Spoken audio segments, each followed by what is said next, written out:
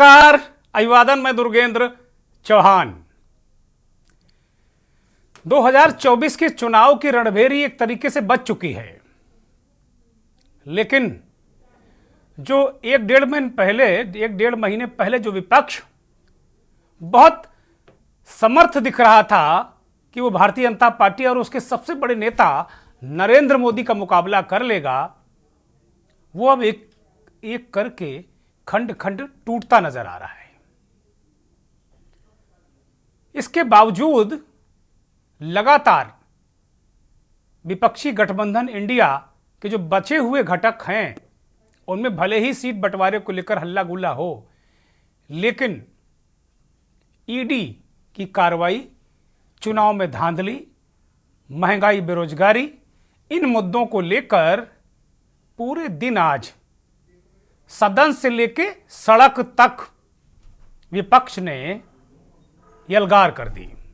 BJP के खिलाफ, उसके सर्वोच्च नेता के खिलाफ। उत्तर प्रदेश की विधानसभा का बजट सत्र आज शुरू हुआ, जिसमें मुख्य विपक्षी दल समाजवादी पार्टी के नेता और नेता प्रतिपक्ष अखिलेश यादव ने सीधा हमला किया बीजेपी पर और कहा कि पीडीए से डरकर बीजेपी अपने तमाम सांसदों का टिकट काटने जा रही है। महंगाई, बेरोजगारी, इन सब मुद्दों को लेकर अखिलेश यादव की पार्टी ने सदन शुरू होने से पहले हंगामा किया, बवाल किया और एक तरीके से माहौल को गर्म कर दिया।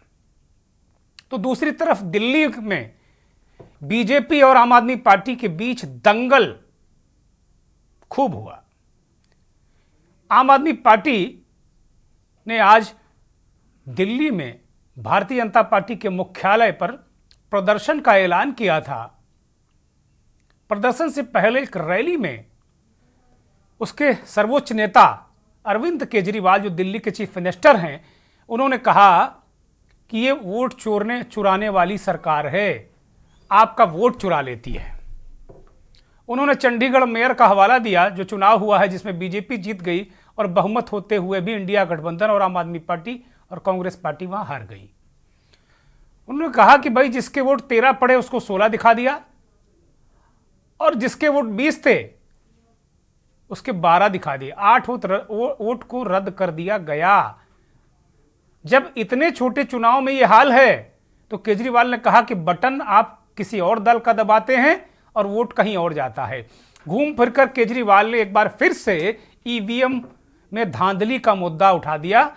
चुनाव में शुचिता और लोकतंत्र की हत्या जैसे आरोप केजरीवाल ने मढ़े।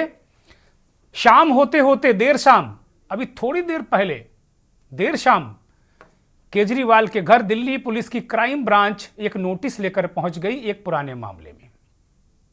यही बात केजरीवाल कह रहे हैं कि लगातार ईडी को आज उनके सामने, ईडी के सामने केजरीवाल को आज पेश हो रहा था। 5वां सम्मन था, उसमें भी केजरीवाल नहीं गए और कहा कि एक जो सम्मन है यही गैर कानूनी है और इसके खिलाफ रैली से यलगार कर दिया। जो बीजेपी का मुख्यालय है उसकी तरफ आम आदमी पार्टी के लोग बढ़ रहे थे, लेकिन वहां उन्हें रोक दिया गया। लोकसभा के अंदर झारखंड के मसले को लेकर वहां के चीफ मिनिस्टर जो भूतपूर्व हैं, हो गए हैं, हेमंत सोरेन, उनकी गिरफ्तारी, उनकी सरकार गिराने की साजिश का आरोप लगाकर विपक्षी गठबंधन इंडिया के समस्त लोकसभा सांसदों ने आज लोकसभा से वॉकआउट कर दिया। उन्होंने भी जमकर हंगामा किया।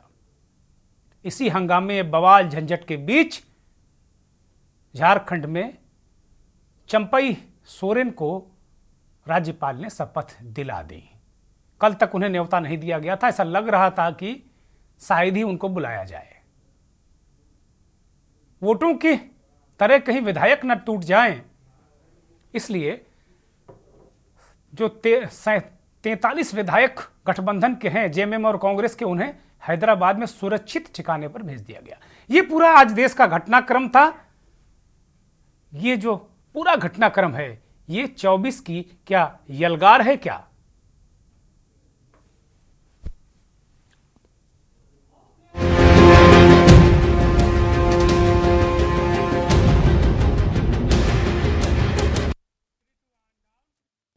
खबर का हम जिक्र कर रहे थे वो आपकी टीवी स्क्रीन पर अरविंद केजरीवाल, दिल्ली के चीफ मिनिस्टर, आम आदमी पार्टी के नेता, संयोजक, उनको दिल्ली क्राइम ब्रांच की एक टीम नोटिस देने पहुंची है। केजरीवाल ने नरेंद्र मोदी और उनकी सरकार पर, भारतीय जनता पार्टी पर बहुत तीखे हमले किए थे दोपहर को, जिस वक्त वो प्रदर्शन में गए थे। ईडी पर हमला किया था उन्होंने कहा था कि अब जब वोटों की चोरी सरेआम हो रही है तो ईवीएम का बटन दबाओ, वोट कहीं और चला जाता है, इसको लेकर। और केजरीवाल आज आम आदमी पार्टी के जो नेता हैं वो आज सम्मन, 5वां सम्मन देने के बाद भी केजरीवाल ईडी के समक्ष पेश नहीं हुए। अब ये समन किस बात का है, किस चीज का है? जो क्राइम ब्रांच एक नोटिस लेकर पहुंची, ये समन टाइप का ही है मामला है। अभी जो खबर आ रही एक मामले में, ये कौन सा मामला है, केजरीवाल को क्यों समन या नोटिस देने टीम पहुंची है, ये एक अलग बात है। लेकिन विपक्षी दल और गठबंधन लगातार इस बात को उठा रहे हैं कि जो नरेंद्र मोदी की सरकार है वो चाहती नहीं कि कोई विपक्षी दल का नेता बाहर रहे, वो बाहर रहकर चुनाव लड़े। वो चाहते हैं कि सारे नेता जेल चले जाएं और वो चुनाव सारे विपक्षी नेताओं के जेल में रहते हो। ये खबर बड़ी महत्वपूर्ण है। केजरीवाल, आम आदमी पार्टी के संयोजक, दिल्ली के मुख्यमंत्री, उनको एक और नोटिस देने के लिए दिल्ली क्राइम ब्रांच उनके घर पहुंची है। चूंकि मुद्दा भी हमारा इसी से जुड़ा हुआ है, 24 की यलगार है, सड़क से संसद तक बीजेपी और विपक्षी गठबंधन में आर पार है। अखिलेश यादव ने क्या कहा और उनका जवाब उत्तर प्रदेश सरकार के मंत्री कपिल देव अग्रवाल ने दिया, वो पहले सुनिए। कही गई हैं, ईज ऑफ डूइंग बिजनेस, क्या कर रहे हैं? ईज ऑफ डूइंग क्राइम है और जिसका परिणाम हमें आंखों में दिखाई दे रहा है। महिलाएं, बेटियां सबसे ज्यादा असुरक्षित हैं। जो लोग कह रहे हैं कि जीरो टॉलरेंस हुआ करप्शन को लेकर के, ये वो प्रदेश बन गया है भारतीय जनता पार्टी की सरकार में जिसमें लोगों को न्याय के लिए आत्महत्या करनी पड़ रही है। लोग अपने ऊपर तेल डाल करके कभी थाने में जा रहे हैं, तहसील में जा रहे हैं, जो अपनी जान नहीं बचा पा रहे हैं। इस सरकार में जीरो टॉलरेंस करप्शन के लिए, जीरो टॉलरेंस जीरो हो गई है कि सांसदों की टिकट कटने जा रही है एक के सिवा। तो जो सरकार 10 साल के कामकाज के बाद अपने सांसदों की टिकट काट रही हो, टिकट कट रही हो उनकी, तो उस पार्टी से क्या उम्मीद करोगे आप? आपकी पार्टी में और विपक्षी पार्टी को एजेंडा ही नहीं है उनके पास। प्रदेश के अंदर इतने काम हो गए, भगवान राम का भव्य मंदिर बन गया, उसके बाद होल्ला काटने के बाद कोई विषय उनके पास नहीं है, बोलने का कोई टॉपिक उनके पास नहीं है। अनावश्यक बातें बोलते हैं। अभी अखिलेश जी का मैंने सुना है कि अखिलेश जी ने कहा है कि सभी सीटें हम बदल लें। अगर कोई सीटें बदलेगा तो नेतृत्व बदलेगा, उसमें अखिलेश जी बात की चिंतित क्यों है? हाँ, ये मैं कह सकता हूँ जो बदला जाएगा, अगर कोई बदला जाएगा तो जो बनेगा, जिसका टिकट होगा वही चुनाव जीतेगा। हमारा लक्ष्य सभी सीटें जीता, हम सभी 80 सीटें जीत रहे हैं। उत्तर प्रदेश के उप मुख्यमंत्री ब्रजेश पाठक और समाजवादी पार्टी की सरकार में मंत्री रहे विधायक मनोज पांडे ने एक दूसरे पर आरोप प्रत्यारोप लगाए, वो सुनिए। देखिए, हम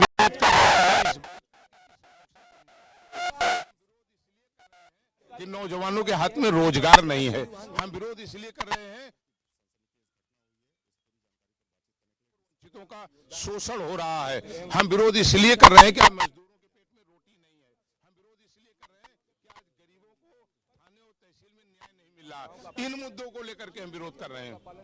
अगर बात की जाए जो राज्यपाल का भाषण से कार्यक्रम छोड़कर राज्यपाल का भाषण में भी आपका विरोध प्रदर्शन, देखिए, समाजवादी पार्टी किसी झूठ को बर्दाश्त नहीं करेगी, झूठ को सुनेगी नहीं। राज्यपाल महोदया ने प्रदेश के चतुर्मुखी विकास के बारे में, सर्वांगीण विकास के बारे में, महिलाओं के बारे में, किसानों के बारे में, नौजवानों के बारे में, गरीबों के बारे में जो सरकार ने कार्य किए हैं, उत्कृष्ट कार्यों के बारे में विस्तृत लेखा जोखा प्रस्तुत किया है। और विपक्ष की लगातार इस बात की आदत है, उनके डीएनए में है सदन को डिस्टर्ब करना, अराजकता फैलाना, इस प्रकार का व्यवहार करना जो सदन की गरिमा के खिलाफ है, ये लगातार समाजवादी पार्टी के लोग करते रहे हैं। प्रदेश की जनता इन्हें पास से देख रही है। इन्हें इन कृत्यों की सजा और मिलेगी, रसातल में जाने वाले हैं। अरविंद केजरीवाल ने प्रदर्शन की अगुवाई खुद की और सीधे नरेंद्र मोदी की सरकार पर हमले किए।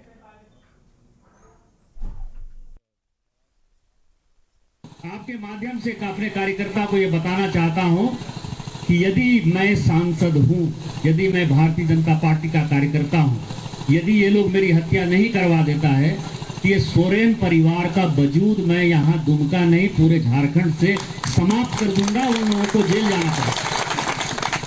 ये भारतीय जनता पार्टी का कार्यकर्ता है, आपके गिदड़ भभकी से, हेमंत सोरेन जी और बंधु तिर्की के गिदड़ भभकी से नहीं डरने वाला है। हम दो हाथ करेंगे, आपके सरकार को समूल नाश करेंगे। और भारतीय जनता पार्टी ये वादा लेती है, उसके कार्यकर्ता ये वादा लेते हैं, और उसके कार्यकर्ता और सांसद होने के नाते मैं इस बासुकीनाथ की धरती में कसम खाता हूं कि जिस दिन सोरेन परिवार को एक भी आदमी नहीं बचेगा, जब तक मैं जेल नहीं ठूस दूंगा, तब तक मैं जो है चैन की सांस नहीं लूंगा। साथियों जोहार। आज मुझे ईडी गिरफ्तार करने आई है। दिन भर हमसे पूछताछ करने के बाद, समय बिताने के बाद सुनियोजित ढंग से मुझे गिरफ्तार करने का उन लोगों ने फैसला सुनाया। और किस विषय पर? ऐसे विषय पर जो चीजें मुझसे जुड़ी ही नहीं है। मुझ पर 8.5 एकड़ जमीन का मालिक होने का इनका दावा है, और भूयारी जमीन किया, जो जमीन कभी बिकती ही नहीं, और कहीं सबूत नहीं मिला। दिल्ली में भी इन लोगों ने छापे मारकर हमारी जो छवि खराब करने की कोशिश की, और आज अंतोगत्वा ये सुनियोजित तरीके से दिन भर ये योजनाबद्ध तरीके से आए। अरविंद केजरीवाल को भी सुनना बहुत मौजूद है, सुनिए। तो दोस्तों, हम इसकी कड़ी निंदा करते हैं, और आज इस मंच से मैं देश के लोगों को आगाह करना चाहता हूं कि जो आप वोट डाल के आते हो, आप तो सोचते हो मैंने इसको वोट डाला, लेकिन उसके बाद आपके वोट का क्या होता है कुछ नहीं पता। मशीन के अंदर आप बटन किसी का दबाते हो, वोट किसी के खाते में जाता है, किसी का भी नाम वोटर लिस्ट से काट दिया जाता है। वो दोस्तों, अगर जनतंत्र खतरे में पड़ जाएगा तो फिर ये वोट का, इलेक्शन का कोई मतलब नहीं रह जाएगा। इसलिए हम सबको मिलकर इसके खिलाफ आवाज उठानी है। किसी भी हालत में हमें जनतंत्र को मरने नहीं देना, देश के साथ खिलवाड़ नहीं होने देना। अब हम शांतिपूर्वक तरीके से, कोई गड़बड़ नहीं करनी। तो सदन की लड़ाई सड़क तक आई, 2024 की यलगार, ये आज हमारा मंथन का विषय है। सड़क से संसद और विधानसभा तक विपक्ष ने केंद्र की सरकार, भारतीय जनता पार्टी की राज्य सरकार, इन पर हमले किए हैं। अरविंद केजरीवाल ने कहा जो वोट आप डालकर आते हैं वो जिसको आप वोट देना चाहते हैं उसको मिलता नहीं है। चुनाव सही हो रहे हैं कि नहीं हो रहे हैं, इस पर सवाल उठाया गया। ईडी को लेकर सवाल उठा पूरे देश में। और जैसे भाजपा के सांसद निशिकांत दुबे कह रहे थे कि मैं बासुकीनाथ जी की कसम खाता हूं कि इनकी सरकार को मिटा दूंगा। मैं थोड़ा सा इत्तेफाक नहीं रखता उनसे।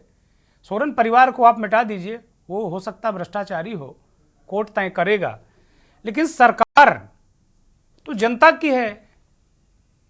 अगर सरकार को आप मिटा देंगे तो जनता के मैंडेट को आप मिटा देंगे। और जनता तो बड़े बड़े प्रचंड जो बहुमत की सरकारें हैं, जब वो दोबारा चुनाव में जाती हैं तो उनका क्या असर करते हैं। ये जनता है तो जनता जनार्दन का अपमान किसी को करने का हक नहीं है।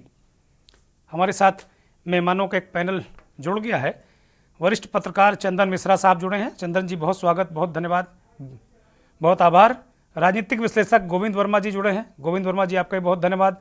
कांग्रेस के नेता शैलेश सिंह हमारे साथ झारखंड से जुड़े हैं, आपका भी बहुत धन्यवाद। जफर नकवी साहब हमारे साथ बीजेपी के नेता प्रवक्ता हमारे साथ जुड़े हैं, जफर भाई आपका भी बहुत स्वागत।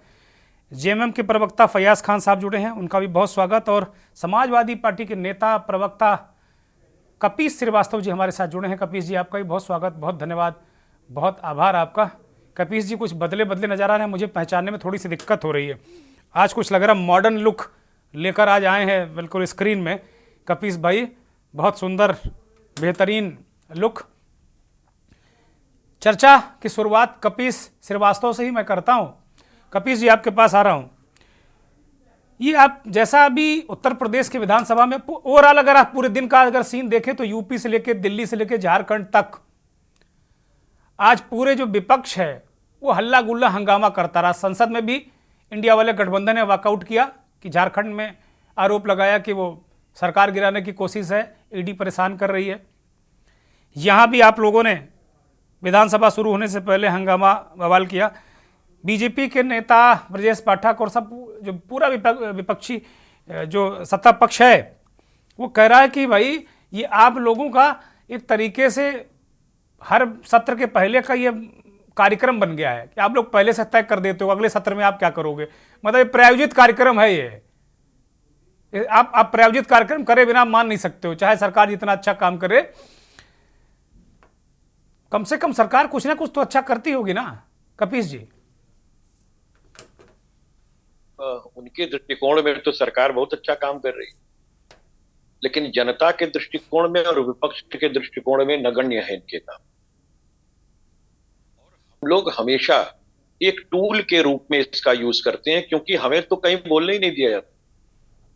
जितने विधेयक पास होते हैं, चाहे वो विधानसभा के अंदर या संसद के अंदर, आप उठा करके देख लीजिए कि क्या स्थिति है। बिना डिस्कशन के ही सब पास कर देते हैं।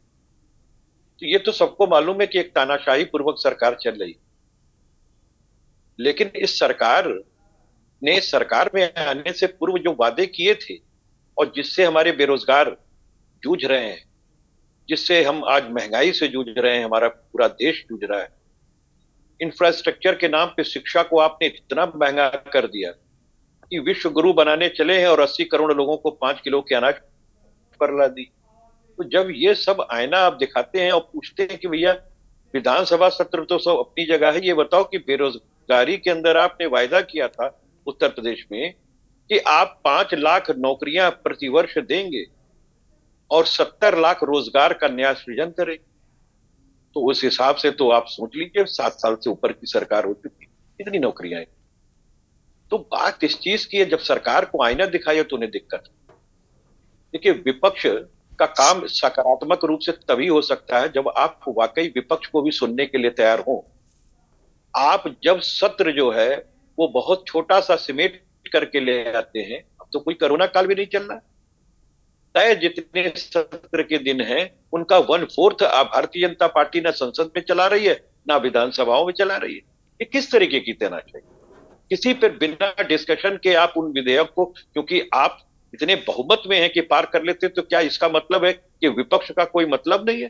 तो हम टूल के रूप में जनता के सामने अपना प्रदर्शन करते हैं, अपनी चीजें दर्ज कराते हैं कि जनता के जो मांगे विपक्ष उठा रहा है उस पर सरकार क्या कर रही है, वो आते वाले समय पे वो विधानसभा के पटल पे रखे। हम तो चाहते हैं कि महंगाई और बेरोजगारी पे श्वेत पत्र उत्तर प्रदेश की सरकार जारी करे। सरकार ये भी जारी करे कि 40 लाख करोड़ रुपए का इन्वेस्टमेंट वो MOU सिग्नेचर किए हैं, और वो बतावें कि कितना लगा है और कहाँ है रोजगार, उसमें कितने लोगों को आपने उसमें रोजगार दे दिया। जो 40 लाख करोड़ रुपए का आपने MOU सिग्नेचर किया, यानी कि 2 GDP आपके पूरी भारत की सिग्नेचर कर लिया, और देने के लिए उत्तर प्रदेश के नागरिकों के लिए कोई नौकरियां नहीं बची हुई हैं। तो ये सारी बड़ी चीजें हैं जिनको विपक्ष एक टूल के रूप में लेता है। अगर आप हमें संसद के अंदर नहीं बोलने दोगे, विधानसभा में नहीं बोलने दोगे, तो हम सड़क पर बोलेंगे। वो बोलने का काम करते हैं। ठीक है, ठीक है। मैं जफर नकवी की तरफ रुख करूंगा। जफर भाई, वो कह रहे हैं कि भाई चुनाव आप निष्पक्ष होने नहीं दोगे। अरविंद केजरीवाल कह रहे हैं कि भैया वोट जब सरेआम लूट ले रहे हैं, चंडीगढ़ मेयर का उदाहरण दिया कि भाई सरेआम आपने अपना आदमी पीठासीन अधिकारी नियुक्त कर दिया, उसने लूट लिया, बोलोगे तो ईडी से धमकाएंगे। और अरविंद केजरीवाल ने नए सिरे से ईवीएम पर सवाल उठाया कि भाई वोट आप जिसको देना चाहते हो उंगली दबाओगे तो वह उसको मिलेगा नहीं। एक नए तरीके का नैरेटिव विपक्ष ने सेट किया है, और आज पूरे दिन दिल्ली से लेके यूपी से लेके सारी जगह विपक्ष लगातार आपको कटघरे में खड़ा करता रहा और तीखे हमले करता रहा। और शाम होते होते एक और नोटिस अरविंद केजरीवाल को मिल गया।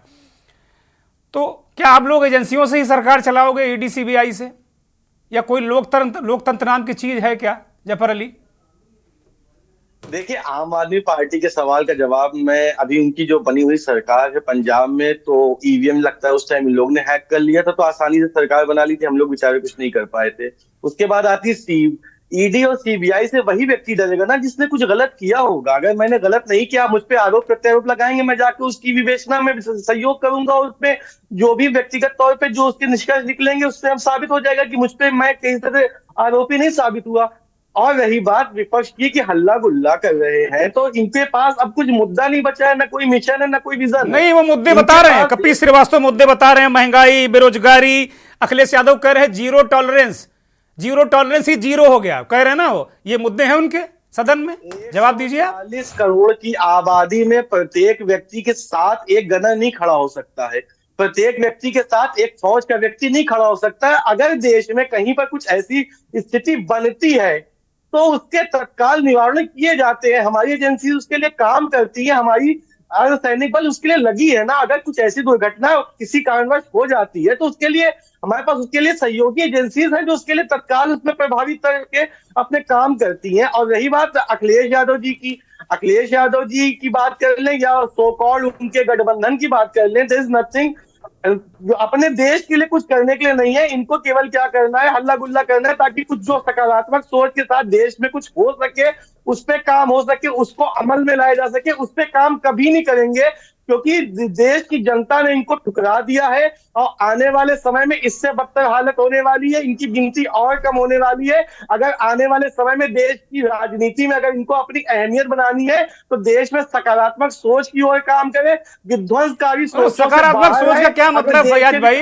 ये भारतीय जनता पार्टी में विलय कर दें, समाजवादी पार्टी का, झारखंड मुक्ति मोर्चा का, कांग्रेस का, क्या कर दें? सकारात्मक सोच क्या है? सवाल ना पूछें। पत्रकार सवाल पूछेगा तो आप कहोगे, जो राजनीतिक दलों का आजकल ये अंदाज हो गया है कि अगर कांग्रेसी से पूछेंगे तो हमें वो भाजपाई ठहरा देगा, भाजपाई से पूछेंगे तो कहेगा सपाई हो। तो हम लोग तो जो बिना पेंदी का लोटा होगा, इधर से मारो उधर, उधर से मारो इधर। लेकिन ये बताओ जरा, क्या रास्ता सकारात्मक कैसे कर दें, घुटने टेक दें? सकारात्मक सोच ये है कि देश के अल्पसंख्यक और बहुसंख्यक के बीच जो विद्वेष भावना को ये लोग हमेशा ज्वालामुखी का आग देते हैं। ये तो आरोप आपकी पार्टी पर लगता है कि हिंदू मुस्लिम आप करते हैं।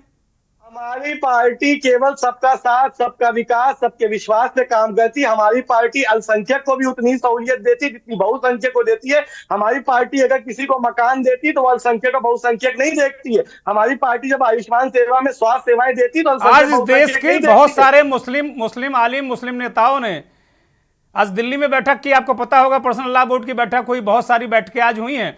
उन सारे लोगों ने कहा है कि भैया सब कुछ, अब मस्जिदें छीन लो, सब कुछ कर लो, हमको क्या बना के रखा है। उनको भी, उनके बीच भी जाना पड़ेगा जफर अली, आपको ये ध्यान रखिएगा। मैं हर उस व्यक्ति के बीच जाता हूं और मैं लगातार अपने समाज के बीच सक्रिय रहता हूं, और जो इस तरह की नेगेटिव इंपैक्टफुल राजनीति को एग्रेसिव करने की कोशिशें करते हैं, मैं तमाम लोगों के साथ बैठकर समझाने की कोशिश करता हूं कि देश में जाति धर्म से नहीं चलेगा, देश चलेगा सकारात्मक सोच से, जिसकी मैंने ठीक है। मैं फैयाज खान को लूंगा चर्चा में। झारखंड मुक्ति मोर्चा के प्रवक्ता हैं फैयाज भाई, आपकी तरफ रुख कर रहा हूं। जफर भाई कह रहे हैं कि भाई आप लोग खामखा सकारात्मक राजनीति करो, ईडी मारे तो आपने भ्रष्टाचार किया होगा, आपका नेता भ्रष्टाचारी है इसलिए जेल चला गया, और सकारात्मक राजनीति आप लोग करते नहीं हो। सकारात्मक राजनीति क्या है? जरा ये कौन सी राजनीति चाहते हैं? क्या सकारात्मक राजनीति कैसी चाहते हैं? देखिए, ऐसा है जी कि झारखंड मुक्ति मोर्चा जो है आंदोलन की पैदावार है, और झारखंड मुक्ति मोर्चा ने माननीय दिशम गुरु शिबू सोरेन जी के नेतृत्व में आंदोलन खड़ा किया और अलग राज्य का सपना को पूरा किया। झारखंड की तश्कील, उसका वजूद इस बुनियाद पर हुआ था कि यहाँ के स्थानीय लोगों का, जो यहाँ के मूलवासी और आदिवासी है और जो पिछड़ा वर्ग है, उसको कैसे अपलिफ्ट किया जाए, कैसे उठाया जाए, कैसे समाज के नीचे तबके में खड़ा हुआ व्यक्ति को सहारा दे करके ऊपर लाने का काम किया जाए, ताकि समाज के मुख्य धारा में और वो कंधा से कंधा मिला करके चल सके, लोगों के बीच रह सके। आज दुर्भाग्य है कि झारखंड बने हुए आज 20 साल से ज्यादा हो गया, लेकिन आप सुदूर ग्रामीण क्षेत्र में जाइए और वहाँ लोगों की हालत को देखिए तो आपको आश्चर्य होगा कि भारतीय जनता पार्टी को एक इतना अच्छा मौका मिला था झारखंड में, काफी सालों तक उन्होंने राज किया, लेकिन वो इस गरीबी रेखा से लोगों को ऊपर लाने का काम नहीं किया। आज माननीय हेमंत सोरेन के नेतृत्व में जो पिछला सरकार चला, उसमें जिस तरीके से विकास का काम हुआ और इतना बड़ा विकास का लकीर को खींचा उन्होंने कि उसको देख करके भारतीय फयाज भाई बीजेपी के नेता और अभी आपके यहाँ के सांसद हैं गोड्डा के निशिकांत दुबे, वो तो भगवान बासुकीनाथ में जल वल उठा के कसम खा ली हैं कि पूरी सरकार को जेल भिजवा देंगे। और ये सारे लोग जो हैं सोरेन परिवार कह रहे हैं पूरा आदिवासियों, वनवासियों, शोषितों, दलितों, पीड़ितों का उत्थान नहीं किया, सबसे पहले इन्होंने अपना ही उत्थान कर लिया। बीजेपी तो ये आरोप लगा रही और आप कह रहे हो कि हमने बड़ा उत्थान किया और बीजेपी ने नहीं किया। दोनों बातें कंट्राडिक्टरी हैं। फयाज भाई देखिए, ऐसा है कि निशिकांत दुबे जी माननीय सांसद हैं और वो एक चुने हुए सांसद है और उन्होंने ओथ लिया है, लेकिन जिस तरीके से आप देखेंगे कि पिछला रिकॉर्ड उठा के जो भी ईडी का परिक्रम झारखंड में चला और जिस तरीके से माननीय सांसद निशिकांत दुबे अर्लियर बिफोर कि अब ये होगा, अब ये होगा, अब वो होगा, ऐसा प्रतीत होता है कि ये जो एजेंसियां हैं जो आज केंद्र सरकार के इशारे पर काम कर रही है, कहीं ना कहीं उसका तार इनसे भी जुड़ा हुआ है। इनको कुछ इन्फॉर्मेशन अर्लियर इसका मतलब पहले पता चल जाता है इन लोगों को कि अब हेमंत सोरेन जेल जाने वाले हैं, ये कहने का मतलब आपका आज जो है बहुत दुर्भाग्य की बात है कि जो सरकारी एजेंसियां हैं वो स्वतंत्र काम नहीं कर रही है। ये बहुत बड़ा दुर्भाग्य है सरकार का। ठीक है, यही सवाल है, यही विपक्ष यही सवाल उठा रहा है, पूरा विपक्ष यही सवाल उठा रहा है कि सरकारी एजेंसियों का दुरुपयोग हो रहा है, ईडी हो, सीबीआई हो, और अब तो चुनाव आयोग पर भी उंगली एक तरफ से उठने लगी है। कोई सुन ही नहीं रहा है, हाहाकार कर रहा है विपक्ष। ये विपक्ष का कहना है कि कोई नहीं सुन रहा है, लोकतंत्र खतरे में है। क्या ये एजेंसियां किसी सत्ता दल के इशारे पर काम कर सकती हैं या कर रही हैं? ये बड़ा सवाल है। ब्रेक से लौट आए हैं और बड़ा सवाल यही है कि विपक्ष ने आज संसद, विधानसभा से लेकर सड़क तक हंगामा किया, प्रदर्शन किया, यलगार की, और एक सुर में पूरे विपक्ष ने इस बात को कहा कि चुनाव निष्पक्ष नहीं हो रहे हैं, एजेंसियों का दुरुपयोग हो रहा है। लेकिन एक दूसरा पहलू भी है, एजेंसियां जो काम कर रही हैं वो क्या सरासर गलत है, सरासर कुछ है ही नहीं है, लत्ते का सांप बना रही हैं? ये भी मन में कहीं सवाल आता है। अगर ऐसा होता तो इतनी महत्वपूर्ण, इतनी रेपुटेड एजेंसियां ऐसा तो कर नहीं सकती। ये भी एक सवाल है। हमारे साथ कांग्रेस के नेता शैलेश सिंह जुड़े हुए हैं। शैलेश सिंह, लगातार आपकी पार्टी और अन्य जो लोग हैं, आज सदन में, लोकसभा में भी हंगामा किया कांग्रेस पार्टी ने, पूरे विपक्षी गठबंधन है वो बाहर निकल कर आ गया कि भाई जेएमएम के साथ अत्याचार हो रहा। भाई आप लोग कार्रवाई करने दोगे देश में भ्रष्टाचारियों के खिलाफ कि नहीं? प्रधानमंत्री कह रहे हैं मोदी की गारंटी है, तो क्या विपक्ष ये कह रहा है कि सारे भ्रष्टाचारियों की गारंटी क्या इंडिया वाला गठबंधन ले चुका है क्या? मतलब मोदी जी अगर भ्रष्टाचार मिटाएंगे तो भ्रष्टाचार फैलाने की गारंटी आप लोग और आपका गठबंधन लेगा क्या? हर भ्रष्टाचारी को प्रोटेक्ट करने लगते हो आप, बीजेपी ऐसा कह रही। देखिए, आज का विगत हफ्ते में जो झारखंड में जो घटनाक्रम हुई है उसमें ईडी दोपहर में आते हैं, शाम तक पूछताछ होती है और पूछताछ के बाद उन्हें तब कहा जाता है, जब रात हो जाती है तब कहा जाता है कि गिरफ्तार हो रहे हैं। वो भी उस मामले में जिसमें डायरेक्टली हेमंत सोरेन का नाम नहीं है, उस जमीन का जिसमें कि हेमंत सोरेन का उस जमीन पर कहीं पट्टा नहीं है, कहीं नाम नहीं है, कुछ नहीं है। तो आप इस बात का सबूत भी पेश नहीं कर रहे हैं कि जिस केस में आप हेमंत सोरेन जी को अरेस्ट कर रहे हैं उसमें उनका नाम कहां से आया, उस दस्तावेज को आप पेश नहीं कर रहे हैं। आप एजेंसी का दुरुपयोग करके, भाई हमने चोरी का फंसा दिया इल्जाम, अब आप उसको कोर्ट में सलटते रहिए कि किस तरह से आप पक्ष है। तो आज तो मामला यहां निपटा हुआ है कि एजेंसी का किस तरह से दुरुपयोग करना है, यह खुला दुरुपयोग हो रहा है। और वो दुरुपयोग किसके साथ में हो रहा है? तो जितनी विपक्षी पार्टियां हैं, चाहे वो आप पार्टी हो, आज केजरीवाल जी भी बार बार नोटिस भेज रहे हैं कि भाई आप हमें जिस मामले में बता रहे हैं उस मामले में आप बताओ तो मैं कहां दोषी हूं। तो वो जवाब नहीं मिल रहा है। आज हेमंत सोरेन जी को जवाब नहीं मिल रहा है कि भाई मैं जिस मामले में, आप जमीन के मामले में मुझे कल्प्रिट बना रहे हैं, दोषी करार दे रहे हैं, उस जमीन में दूर दूर तक मेरा कहीं नाता नहीं है। तो आप किस मामले में कल्प्रिट बना रहे हो, इसका जवाब तो दो। और आप पूछताछ के नाम पर आ जाते हैं और सामने जवाब देते नहीं हैं, और रात को आप कहते हैं कि हम आपको अरेस्ट कर रहे हैं। तो आखिर विपक्ष है खड़ा कहां है? सत्ता पक्ष की एजेंसियों का दुरुपयोग कर रहे हैं, और ये हिटलर शाही चल रहा है कि आज हम आपको सामने इलेक्शन में जाने नहीं देंगे, बंद कर देंगे, इलेक्शन खत्म हो जाएगा, आप अपना सुप्रीम कोर्ट में, हाई कोर्ट में जस्टिफिकेशन लेते रहिए, सबूत पेश करते रहिए कि हम निर्दोष हैं। हमने शैलेश सिंह एक छोटा सा इस जगह प्रश्न भी बनता है, और बीजेपी बार बार जब आप इससे सवाल पूछेंगे कि भाई आप दुरुपयोग कर रहे हैं, तो वो कहते हैं कोर्ट खुले हुए, जाओ भाई, अगर हम गलत कर रहे हैं तो इस देश में न्याय व्यवस्था कोई है, और न्याय व्यवस्था आपको रिलैक्सेशन नहीं दे रही। हेमंत सोरेन सुप्रीम कोर्ट गए, रिजेक्ट, सुनवाई नहीं। मनीष सिसोदिया की जमानत नहीं। संजय सिंह ने जो मांग की कि हमें भाई सदन में आने दिया जाए, नहीं।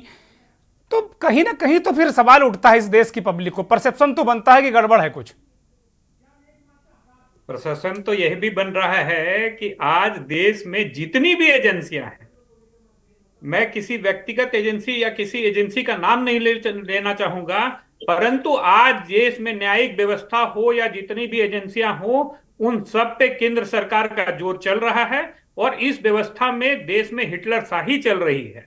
और इसी हिटलर शाही का परिणाम आज देखने को मिल रहा है कि यदि आप सत्ता पक्ष के साथ नहीं खड़े हो रहे हो, तो आप अगर सीधे से मानते हो तो ठीक है, नहीं तो आपको उठा करके जेल में बंद कर दिया जाएगा। तो आप लोग एक रास्ता ये भी है कि आप लोग सारे दल मिलकर एक बार चले जाइए चुनाव आयोग, राष्ट्रपति को, और कहिए भाई मैं चुनाव नहीं लड़ूंगा, आप ही लोग लड़ लो यार, आप ही सरकार बना लो, आप ही प्रधानमंत्री बन जाओ, आप ही मंत्री बन जाओ, हमें माफ करो यार, हम ऐसे नहीं लड़ पाएंगे। ये क्यों नहीं करते हो आप लोग? देखिए, तब तो फिर तो इनको वाकोबर मिल जाएगा। अगर बीजेपी तो चाह ही रही है कि आज हम लोग जितने भी विपक्षी दल हैं उसको वाकोबर दे दे, और वो चाह रही है, निर्लज्जता की पराकाष्ठा हो गई है। आपने ये निर्लज्जता की पराकाष्ठा देखा चंडीगढ़ में कि किस तरह से पीठासीन पदाधिकारी रिजेक्ट करते हुए, और वोट में बहुमत होने के बावजूद रिजेक्ट कर दिया है। ये निर्लज्जता की पराकाष्ठा है। देश आज किस ओर जा रहा है ये समझ नहीं आ रहा है कि अंग्रेजों का शासन भी इतना खराब नहीं था। ठीक है शैलेश सिंह, मैं लौटूंगा जफर भाई से एक छोटा सा 5 सेकंड का, फिर मैं चंदन जी के पास जाऊंगा। जफर भाई रिएक्ट करिए इसमें 5 सेकंड। देखिए, यदि अभी आपने बात किया कि ऐसे ये हो गया वो हो गया, भाई साहब ये बताइए क्या लोगों के मत रिजेक्ट नहीं होते क्या टेक्निकल फॉल्ट नहीं आती? अगर कहीं हार गए तो टेक्निकल फॉल्ट को अगर शो किया जाएगा पीठासीन अधिकारी के द्वारा, तो वहां पे भी आपको दिक्कत। अगर देश में जो लोग करप्ट हैं उनके ऊपर ईडी सीबीआई आएगी, तो वहां पे हम जो है एजेंसी से गलत इस्तेमाल कर रहे हैं। देखिए, अगर देश को वास्तविक तौर पे आगे बढ़ना है, तो मैं जिस पार्टी पे विश्वास रखता हूं वो है भारतीय जनता पार्टी। और भारतीय जनता पार्टी वास्तविक तौर पे सबका साथ और सबके विकास की पृष्ठभूमि पे काम कर रही है। और आने वाले समय में भी जो जनता ने जिस नरेंद्र मोदी के कुशल नेतृत्व को स्वीकारा है, यकीनन जनता को उस पर विश्वास है, इसलिए उनको स्वीकारा है। और हम जीत भी इसलिए रहे क्योंकि जनता ने हमको स्वीकारा है, हमारी नीतियों को स्वीकारा है। विपक्ष अब सत्ता में नहीं है तो उसको मुद्दे चाहिए, तो जाहिर सी बात है उनका अपना पक्ष है, वो अपने मुद्दे उठाते रहे, लेकिन जनता का फैसला ही अंतिम फैसला होगा, चाहे वो चुनाव आने वाला चुनाव हो या उसके बाद भी आने वाला चुनाव हो।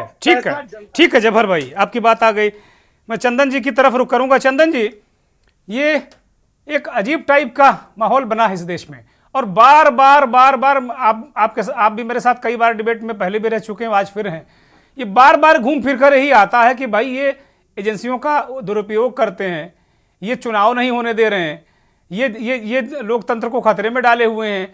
ये अगर कोई दल का व्यक्ति बोलता है तो वो चाहे तो ईडी पकड़ लेती है, सीबीआई पकड़ लेती है, सरकार गिरा देते हैं उसकी। ये चल क्या रहा देश में चंदन जी? दरअसल ये विपक्ष का अपना धर्म है विरोध करना। उन्होंने विरोध किया। मैं कहूंगा तो कांग्रेस के जो प्रवक्ता बैठे हुए हैं उन्हें तकलीफ लगेगी। उन्होंने जो हेमंत सोरेन के बारे में बता दिया है कि उनके पास कोई एविडेंस नहीं है ईडी के पास, और हेमंत सोरेन का जिस जमीन को लेकर ईडी ने कार्रवाई की है उनका दूर दूर से नाता नहीं है। आप सच्चाई जान लें पहले। हम लोग यहीं रांची में देख रहे हैं कि उस जमीन पे हेमंत सोरेन नहीं हेमंत सोरेन के परिवार के कई लोगों के नाम से जमीन खरीदी गई है। उस जमीन पर अगर आप देखेंगे तो सरकारी अधिकारियों ने उनके पक्ष में जो है ईडी को जानकारी दी है कि ये गड़बड़ियां बॉस के कहने पे, बॉस कौन थे उस समय, चीफ मिनिस्टर थे, और उनके कहने पर सारा कागज उलटफेर किया गया। इसलिए पहले तथ्य को जाने, है ना। किसी एजेंसी पर आरोप लगा देना ठीक है, विपक्ष का काम है, लेकिन सच्चाई जान के आरोप लगाना ज्यादा अच्छा होगा। दूसरी बात मैं कहना चाहूंगा कि जहां पे विपक्षी पार्टियां जीतती हैं वहां ईवीएम ठीक से काम करती है क्या? वहां गड़बड़ नहीं होती है क्या? वहां तो ईवीएम पर कोई आरोप नहीं लगता। अभी 4 राज्यों में चुनाव हुए, 5 राज्यों में, तो जहां पे चुनाव जीती कांग्रेस वहां पे ईवीएम ठीक था, और बाकी जितने राज्यों में चुनाव हुए जहां भारतीय जनता पार्टी जीती वहां ईवीएम की गड़बड़ी हो गई। अभी अरविंद केजरीवाल आरोप लगा रहे हैं कि ईवीएम में बटन दबा गए थे। ये क्या मजाक है भाई? आपको चुनाव आयोग ने बुलाया था कि आइए डेमोन्स्ट्रेशन हो रहा है, बताइए कि कहाँ गड़बड़ियां होती है। उस समय तो आप गए नहीं, और अभी आप बैठ के आरोप लगा रहे हैं कि ईवीएम में गड़बड़ी है। आप चुनाव जहां जीतते हैं वहां ईवीएम ठीक है, जहां नहीं जीत पाते हैं वहां ईवीएम की गड़बड़ी है। ये सब बचकानी आप बातें हैं। अब आरोप लगाना इनका धर्म है, आरोप लगाना चाहिए, लेकिन ऐसा नहीं है कि इस देश में सारी एजेंसियां हैं। यहाँ की इन लोगों ने तो अब आरोप लगा दिया सुप्रीम कोर्ट पे भी।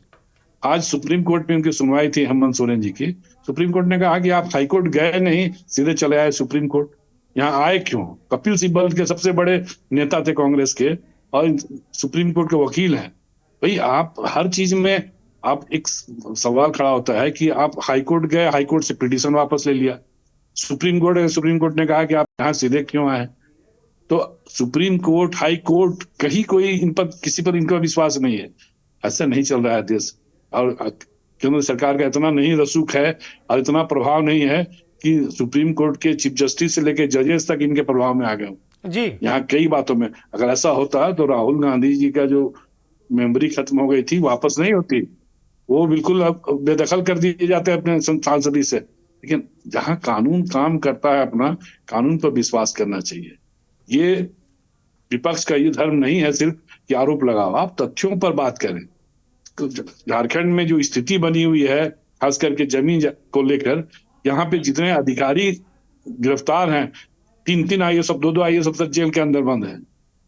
कम से कम 1 दर्जन ऐसे अधिकारी डिप्टी कलेक्टर रैंक के हैं जो जेल में हैं, और सारे कागजात उलटफेर किए गए हैं।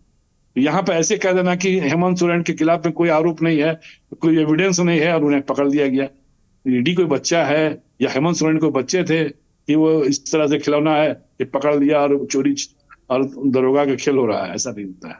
कम से कम मुझे लगता है कि ये बचकानी डिबेट से बचना चाहिए, और आरोप तब लगाएं आप किसी भी एजेंसी पर जब आपके पास पुख्ता प्रमाण हो। ठीक है। ईडी इस तरह का कोई कार्रवाई करेगी तो 1 मिनट टिकेगा नहीं कोर्ट में, कोर्ट रिजेक्ट कर देगा उनकी बातों को। सर हमको इजाजत दिया जाए। इसलिए मुझे लगता है कि इन बातों को थोड़ा गंभीरता पूर्वक लेना चाहिए। ठीक है, ठीक है। मैं जेएमएम के प्रवक्ता से इसका जवाब चाहूंगा। फयाज खान, अभी चंदन मिश्रा साहब ने बहुत सारे सवाल उठाए हैं, बहुत सारे बिंदु रखे हैं, जो वो बता रहे हैं उसके हिसाब से तो सब कुछ ईडी की जो कार्रवाई सही दिशा में जा रही।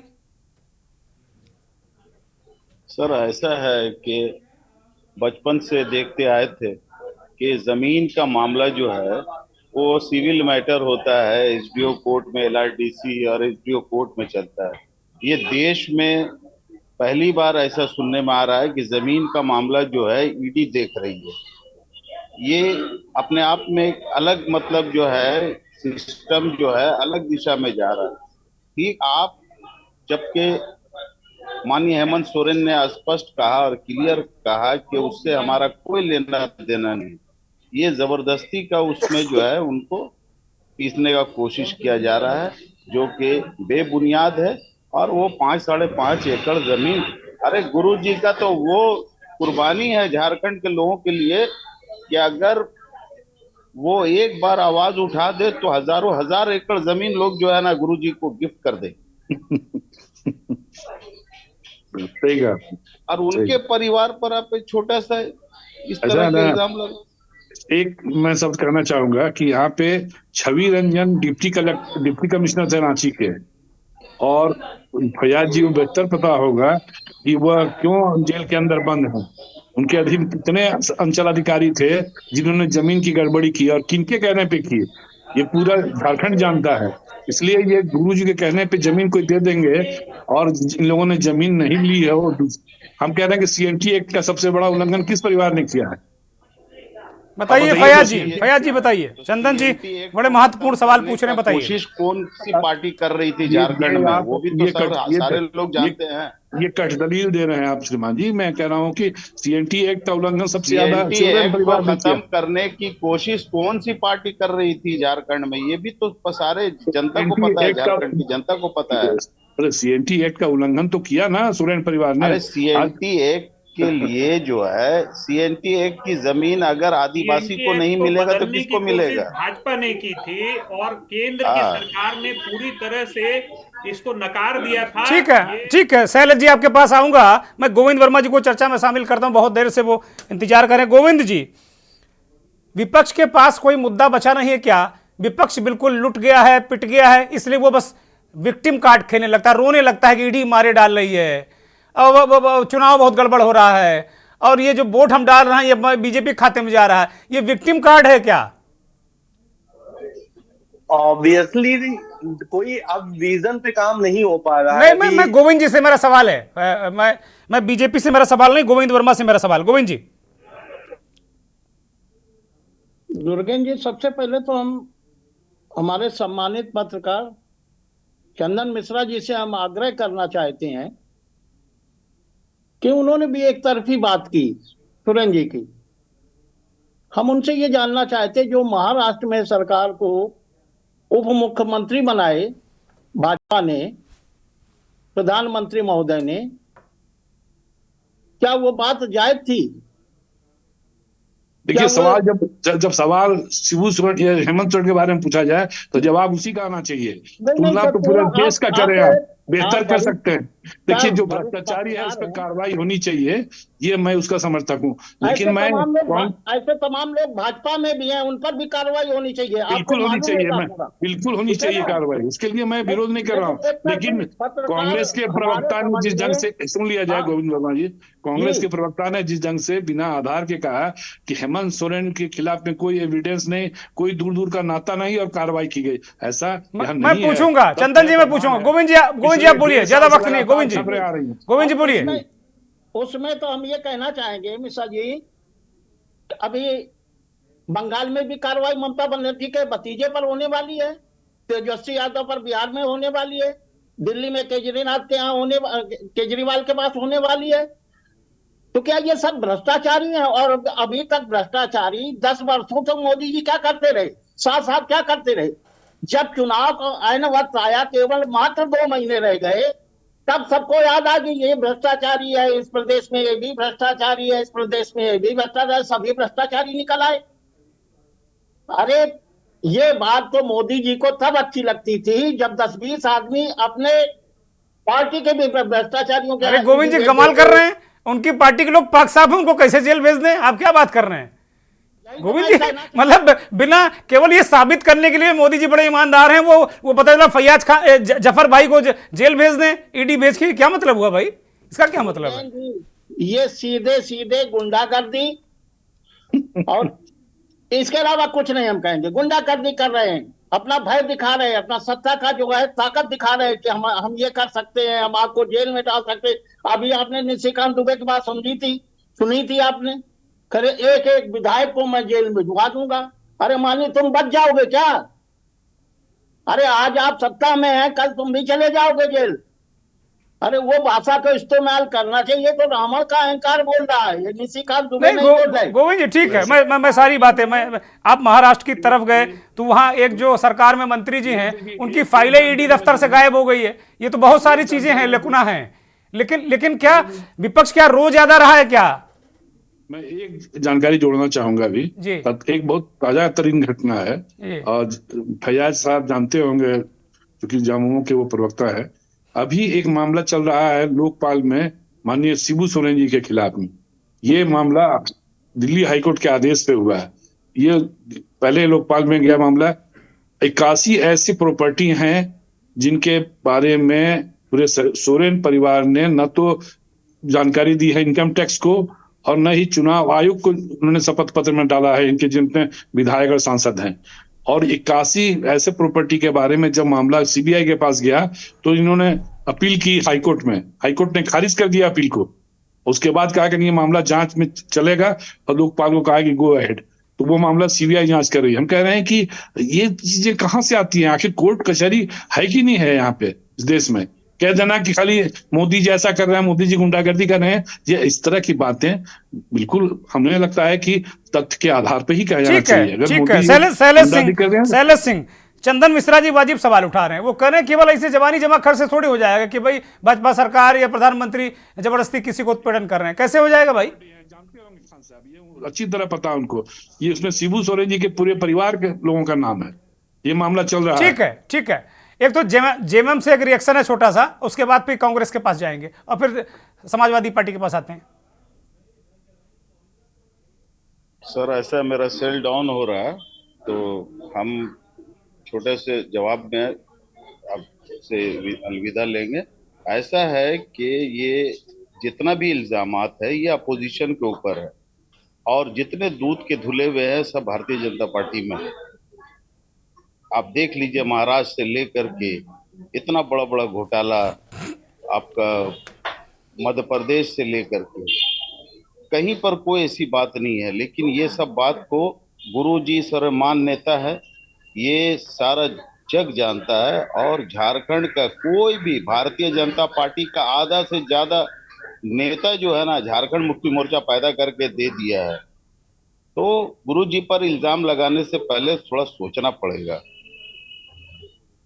ठीक है, इस तरह का ठीक है। आपकी बात आ गई। मैं शैलेश सिंह के पास जाऊंगा। शैलेश सिंह, चंदन मिश्रा साहब बहुत पूरे ओवरऑल खाली झारखंड पे हम केंद्रित नहीं रहते। वो कह रहे हैं पूरा आप लोग गैर जिम्मेदाराना बात करते हैं, विक्टिम कार्ड खेलते हैं।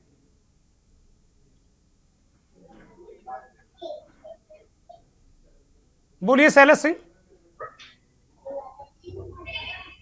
चंदन मिश्रा जी से अभी वो कुछ ईवीएम पे बोल रहे थे। मैं थोड़ा सा खाली इतना ही बताना चाहूंगा कि जब भी ईवीएम में गड़बड़ी पता चलता है तो वो वही ईवीएम क्यों खराब होता है जो कोई भी बटन दबाने से कमल का ही बटन दबता है और कमल का ही बल्ब उसमें जलता है। आखिर वो जो ईवीएम खराब निकलता है उस ईवीएम में ये क्यों नहीं बनता है कि उसमें पंजा का बटन दबने लग जाए? किसी भी बटन को दबाने से आज तक जो भी ईवीएम कभी भी खराब पता चला है उसमें कोई भी बटन दबाइए और कमल का बटन ही जलेगा, और जब वो पकड़ा जाता है तो फिर उसे चेंज कर दिया जाता है। आप चंदन जी खाली हमें ये बताएं कि ऐसा कोई भी बटन निकला है या कोई भी ईवीएम ऐसा निकला है जिसपे खराबी होने पर कोई भी बटन दबाए और उसमें पंजा या समाजवादी पार्टी का सलेश जी, तेलंगाना में आपकी पार्टी जीती।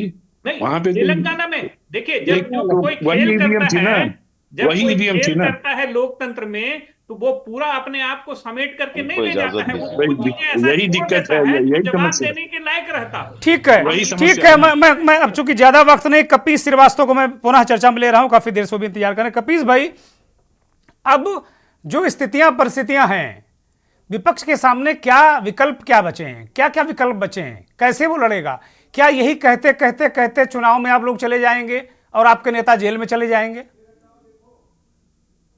कि जब देश के अंदर लोकतंत्र की सारी चूल्हे खिला रही जाए, देश की जितनी संवैधानिक संस्थाएं हैं सबको समाप्त प्राय कर दिया जाए तो ये चीजें आती। और मिश्रा जी, हम आपको एविडेंस के साथ बात करेंगे। क्यों? क्योंकि आपको लगेगा कि हाँ ये बात सही।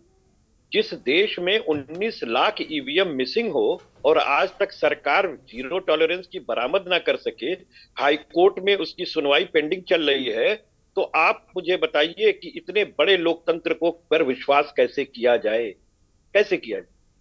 दूसरी चीज मैं एक पूछता हूं, ये चोर जानता है कि हमें चोरी कहां करनी। आपके घर चोरी नहीं किया तो इसका मतलब ये थोड़ी ना है कि कपिल श्रीवास्तव क्या चोरी नहीं किया, ये आप कैसे कह सकते। तीसरी चीज मैं आपको कहता हूं, सबसे पहले ईवीएम पे ब्लेम अगर किसी ने किया था तो भारतीय जनता पार्टी ने लगाया था यूपीए गवर्नमेंट में। और जीवीएल नरसिम्हा राव जो उनके महासचिव हैं और राज्यसभा के सांसद हैं, उन्होंने बकायदा एक किताब ईवीएम की हैकिंग पे लिखी थी और जिसका विमोचन आडवाणी जी ने किया था, लाल कृष्ण आडवाणी। उस समय आप कहां थे? जिस समय चुनाव आयुक्तों पर जो है वो धांधलेबाजी की का आरोप लगाया करती थी भारतीय जनता पार्टी, उस समय आप कहां थे? और मैं ये भी पूछना चाहता हूं कि जब देश के सुप्रीम कोर्ट के मुख्य न्यायमूर्ति ने यह कहा कि इलेक्शन कमीशन की नियुक्ति यस मैन की तरह 8 घंटे में नहीं हो सकती है, और उन्होंने साथ में कहा अगर अब कोई नियुक्ति होती है तो उसमें पारदर्शिता बरती जाए और उसमें मुख्य न्यायमूर्ति शामिल होंगे, प्रधानमंत्री शामिल होंगे और नेता प्रतिपक्ष शामिल होंगे, तो आखिर भारतीय जनता पार्टी की सरकार को सुप्रीम कोर्ट के मुख्य न्यायमूर्ति पर भरोसा नहीं था? उन्होंने उनके प्रोसीजर को चेंज करके और बाकायदा एक अध्यादेश लाए और बाद में उसे कानून बना दिए। क्यों? अगर मुख्य न्यायमूर्ति उसके सिलेक्शन में आ जाता तो देश में आग लग जाती क्या भारतीय जनता पार्टी में? क्यों केंद्रीय मंत्री एक रहेगा प्रधानमंत्री के साथ, ताकि 2-1 से हमेशा यशमैन की नियुक्ति होती रहे? लोकतंत्र पे इतना बड़ा खतरा मंडरा रहा है और मिश्रा जी आपको हास्य सूझ रहा है। क्षमा कीजिएगा, मैं कह रहा हूं कि ईवीएम के बारे में आपने बात की, जितनी ईवीएम सभी तक सभी 1 मिनट, सभी आपकी बातों का मैं जवाब दे दूं, 1 मिनट लूंगा मैं। ईवीएम के पूरे बहुत संक्षिप्त में मिश्रा जी और कपीश जी, अब मेरे पास वक्त नहीं है, बहुत संक्षिप्त में कपीश जी मिश्रा जी को थोड़ा सा वक्त दीजिए। मिश्रा जी केवल 20 सेकंड प्लीज, बोलिए मिश्रा जी। मैं कह रहा हूं कि जैसा कपिल जी ने कहा कि ईवीएम में भाजपा ने आरोप लगाया, भाजपा विरोध में ठीक आरोप लगाएगी, आप विरोध में आरोप लगाइए, लेकिन सवाल यह है कि ईवीएम से चुनाव हो रहे हैं कि नहीं, और उन राज्यों में चुनाव जहां कांग्रेस जीती वहां ईवीएम ठीक है, जहां भारतीय जनता पार्टी जीत रही वो भी ईवीएम गड़बड़ है। मैं तो बार बार कह रहा हूं, ये चोर जानेगा कि उसे चोरी कहां कर नहीं, ये चोरी नहीं हुआ तो ठीक है, ठीक है, आप दोनों को माफी के साथ मैं रोक रहा हूं। 20 सेकंड गोविंद वर्मा जी, विपक्ष कहां खड़ा है? गोविंद वर्मा जी, इस कार्यक्रम का जो अंतिम टिप्पणी है वो आपकी है। गोविंद वर्मा जी, विपक्ष कहां खड़ा है? इतनी ताकतवर भारतीय जनता पार्टी के सामने विपक्ष कहां खड़ा है? विपक्ष जो है सत्ता पक्ष से बराबर संघर्ष के मूड में है और संघर्ष कर रहा है। राहुल जी भी संघर्ष कर रहे हैं, उत्तर प्रदेश में अखिलेश यादव भी संघर्ष कर रहे हैं, पश्चिम बंगाल में ममता भी संघर्ष कर रहे हैं, दिल्ली में केजरीवाल, पंजाब में केजरीवाल कर रहे हैं, तो जितने और कर्नाटक वगैरह में सभी लोग संघर्ष कर रहे हैं। और निश्चित तौर पर मान लीजिए कि जनता की आवाज है। मिश्रा जी बार बार कहते हैं ईवीएम, हटाइए ईवीएम, आप बैलेट पेपर पर क्यों नहीं चुनाव कराते? क्यों नहीं सरकार सुन रही भाई? बहुत शुक्रिया, बड़ी अनंत बहस है। बहुत शुक्रिया आप सभी का, चंदन जी, गोविंद जी, शैलज जी, कपीश जी, जफर भाई, फैयाज भाई और बहुत सारे भाइयों बहनों, आपका भी बहुत बहुत धन्यवाद, बहुत आभार इस कार्यक्रम में जुड़ने के लिए। ये बहस अनंत है, लेकिन विपक्ष लगातार सवाल उठा रहा है चुनाव की शुचिता पर, सिस्टम पर और कुल मिलाकर जो एजेंसियां हैं इनके काम करने के तरीके पर। लेकिन ये एक पक्ष है, ये एक पहलू है, तस्वीर का एक रुख है। दूसरा रुख ये है कि भ्रष्टाचार भी चरम पर राजनीति में इन्वॉल्व रहा है, और अगर कोई भ्रष्टाचार मिटाना चाहता है तो उसके पास फिर चारा क्या है? ये सवाल मैं जनता के लिए छोड़ जाता हूं। बहुत बहुत धन्यवाद, नमस्कार।